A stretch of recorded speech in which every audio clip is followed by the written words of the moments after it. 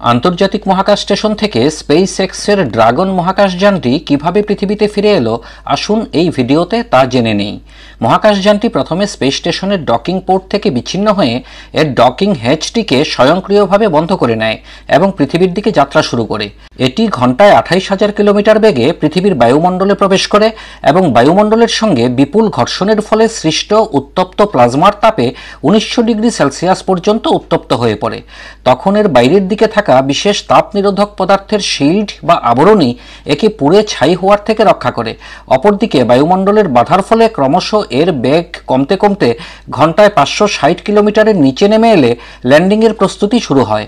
তখন প্রথমে 2টি ড্রপ প্যারাশুট ও পরে 4টি মূল প্যারাশুট একে একে স্বয়ংক্রিয়ভাবে খুলে গিয়ে এর গতিকে ক্রমশ ঘন্টায় 24 কিলোমিটারে নামিয়ে আনে এবং তখন এটি সম্পূর্ণ নিরাপদে সমুদ্রপৃষ্ঠে অবতরণ করে।